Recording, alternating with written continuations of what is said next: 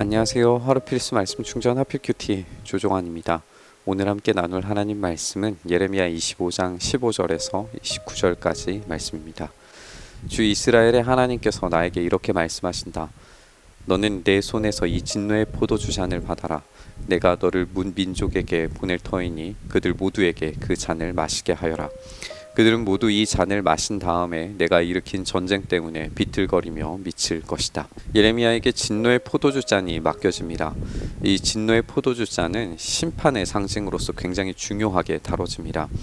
특히 요한계시록에서 이 진노의 포도주 잔이 이 바벨론과 연결되어서 파멸적인 심판과 연계되어 등장하는 것을 우리가 보게 됩니다. 오늘 본문은 이 심판이 뭇 민족에게 보내지게 될 것이다 라고 말씀하십니다. 모든 민족이 이 심판에서 벗어날 수 없게 된다는 말이죠. 우리가 어제의 본문에서 바벨론이 70년 이후에 다른 민족에게 의해서 지배를 받게 되리라는 예고를 읽었습니다. 그렇다면 이 진노의 포도주 잔이 뭇 민족에게 보내지는 것은 모든 민족들 중에서 어떤 특정한 민족이 아무리 강성한 힘을 얻었다고 하더라도 심판의 대상이 될 수 있다 라고 하는 점을 알 수가 있습니다. 이 진노의 포도주 잔을 받는 대상이 모든 민족이 될 것이기 때문에 그들의 강함과 약함과 상관없이 모든 인류가 빠지게 될 엄청난 심판을 우리가 예상해 볼 수 있습니다. 우리는 성경 전체의 빛을 따라서 오늘 본문의 이 전 지구적인 전쟁의 예고는 앞으로 우주적인 전쟁의 신호탄이 될 것이라는 것을 알 수 있습니다. 그것이 우리가 요한계시록에서 발견할 수 있는 이야기입니다. 그래서 내가 주님의 손에서 그 잔을 받아가지고 주님께서 나를 보내신 모든 민족에게 마시게 하였다. 우선 예루살렘과 유다 성읍의 주민으로부터 시작하여 그 땅의 왕들과 고관들에게 마시게 하였다. 그래서 그 땅이 오늘날과 같이 폐허가 되었고 사람들의 놀라움과 빈정거림과 저주의 대상이 된 것이다. 먼저 이 심판의 대상은 유대인들입니다. 사실 유대인들, 그들의 중심인 예루살렘은 하나님께서 특별히 생각하시고 그들에게 허락하신 도성이었습니다. 하지만 하나님과 가장 가까이 있었으면서도 하나님의 뜻을 거절한 그들에게 가장 먼저 이 진노의 잔이 부어집니다. 하나님의 은혜가 가장 풍성하게 주어진 만큼 그에 따르는 반응은 당연히 순종과 복종이어야 됩니다. 그리고 그에 따른 하나님의 더욱 놀라운 은혜와 보상들이 이 복으로 이스라엘에게 전달되었을 겁니다. 하지만 그들은 순종으로 얻어질 복을 걷어차고 불순종으로 얻게 되는 심판을 자초하고 있는 것을 우리가 보게 되는 거죠. 그리고 이집트 왕 바로와 그의 신하와 고관과 그의 모든 백성과 이집트에 사는 여러 족속과 우스 땅의 모든 왕과 블레셋 땅의 모든 왕과 아스글론과 가사와 에그론의 주민과 아스돗에 남아있는 주민과 에돔과 모압과 암몬 백성과 두로의 모든 왕과 시돈의 모든 왕과 지중해 건너편 해안 지방의 왕들과 드단과 데마와 부스의 주민과 관저놀이 머리카락을 짧게 깎은 모든 민족과 아라비아의 모든 왕과 사막에 사는 여러 민족의 모든 왕과 시므리의 모든 왕과 엘람의 모든 왕과 메대의 모든 왕과 북녘에 있는 원근 각처의 모든 왕에게 주어서 차례로 마시게 하였다. 이렇게 내가 세상에 있는 모든 나라에 마시게 하였다. 마지막에는 세삭 왕이 마시게 될 것이다. 이 구절들에서 우리는 느슨하지만 하나의 방향성을 확인해 볼 수 있는데요. 이스라엘 남쪽부터 서서히 북쪽을 향해서 이어지는 모든 나라들이 언급이 됩니다. 그러니까 애굽으로부터 북쪽에 있는 나라에까지 이어지게 되는 이 방향성을 우리가 살펴볼 수 있는 거죠. 세삭 왕이라고 하는 것은 우리가 히브리인들이 바벨론을 가리키는 은어였다고 알 수 있습니다. 아트바시라고 불리는 암호 문자로 되어져 있는데 원래의 이 히브리어 철자를 거꾸로 읽으면 이 쉐사크는 바벨론이 됩니다.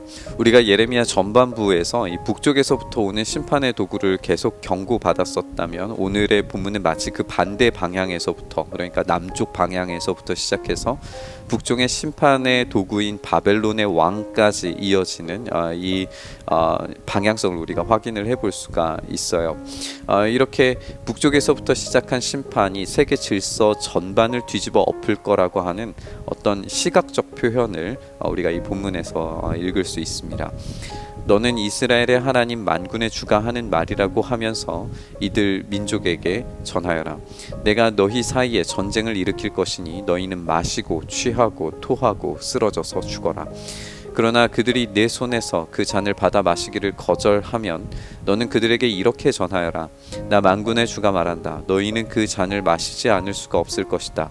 보이지 않느냐? 내가 내 이름으로 불리는 저 도성에서부터 재앙을 내리기 시작하였는데 너희가 무사하게 넘어갈 수 있겠느냐?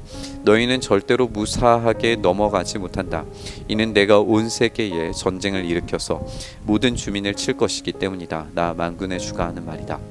하나님은 어떤 세계의 나라도 이 심판에서 벗어날 수 없다라고 경고하십니다. 그 이유에 대해서 내 이름으로 불리는 도성도 재앙을 당했는데 그렇지 않은 도성이 벗어날 수 있겠느냐라고 그렇게 반문하고 계세요. 이렇게 예루살렘으로부터 시작한 심판은 남쪽으로부터 시작해서 북쪽의 심판의 도구 이 바벨론까지, 그리고 다시 예루살렘을 언급하는 것으로 돌아와서 모든 세계의 심판이 선언되는 것을 보게 됩니다. 우리는 마치 요한계시록의 끔찍한 종말의 이야기를 읽고 있는 것 같습니다. 전 세계에 피로 물든 진노의 포도주 잔이 쏟아져 내리는 이미지를 우리가 읽게 되는 거죠. 그 모든 세계가 피로 물들고 파괴와 파멸의 무너짐이 예고됩니다. 그 속에서 살아남는 것이라고는 아무것도 없는 것 같습니다. 우리가 요한계시록을 이렇게 두려움과 무서움으로 읽게 되는 이유가 바로 이런 거죠. 그런데 요한계시록은 그렇게 두려움으로 읽어야 될 책이 아닙니다. 왜냐하면 그 안에 신원되는 성도들이 존재하기 때문에 그렇습니다. 그 두려운 심판의 집행 속에서 성도들은 오히려 최후의 승리를 맞이하게 됩니다.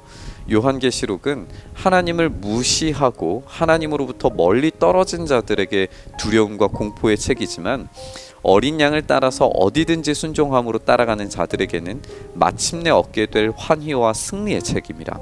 그렇다면 오늘 본문의 이 심판의 이야기가 성도들에게는 새로운 시각으로 읽혀야 합니다. 예루살렘으로부터 시작해서 예루살렘으로 돌아오는 이 진노의 포도주 잔이 우리 주님 예수 그리스도의 손에 들리셨습니다. 그리고 우리 주님이 그 진노의 포도주 잔을 들이키심으로써 끔찍한 파괴와 파멸을 몸소 당하셨습니다. 참 이스라엘이시자 참 성전이셨던 분이 완전히 파괴되셨습니다. 하지만 율법의 완성이신 분께서 그 참된 안식을 통과하신 후에 다시 살아나심으로써 이 심판은 부활과 승리로 바뀌게 됩니다. 이제 그분의 몸과 피를 나누는, 그분이 들이키신 심판의 포도주 잔에 동참하는, 그래서 죄악으로 가득 차 있는 나를 십자가에 못 박는 성도들은 원래는 마땅히 이 전 우주적인 심판의 대상에 떨어져야 되는 것이 마땅하지만 우리 주님이 대신 당하신 그 심판과 완성하신 율법에 대한 공로가 인정되어서 진노와 파괴가 아니라 부활과 승리를 제공받게 됩니다. 이것이 우리가 얻게 되는 복음의 핵심이죠. 그래서 더 이상 심판의 두려움이 아니라 승리와 소망으로 이 재앙들을 우리가 읽을 수 있게 되는 겁니다. 그 안에서, 이 재앙 안에서 파괴와 절멸 가운데에서 여전히 심고 거두시는, 열매 맺게 하시는 하나님의 능력을 우리가 읽게 되는 겁니다. 우리의 두려움을 넘어서 승리와 소망으로 나아가게 하시는 은혜를 얻기 위해 우리는 복음과 구원의 놀라운 확신에 거해야 되는 줄 믿습니다.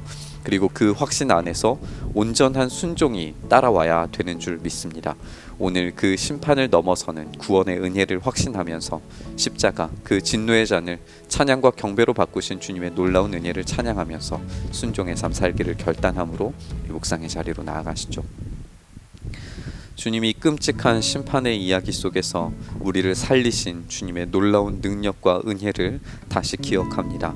주님, 그 놀라운 사랑 안에서 우리가 다시금 참된 위로와 소망을 발견하며 우리의 두려운 인생 가운데에서도 여전히 우리의 참된 소망이신 주님으로 인해 우리가 기쁨과 소망을 발견하고 다시 살아갈 힘과 능력을 얻기를 소망하오니 주여, 그 복음의 능력이, 그 참된 소망과 기쁨이 우리 안에 넘치게 하셔서 이 재앙의 소식들 속에서도, 이 시대의 두려움 속에서도 기쁨과 즐거움을 잃지 않는 우리 모두 되게 하여 주시옵소서.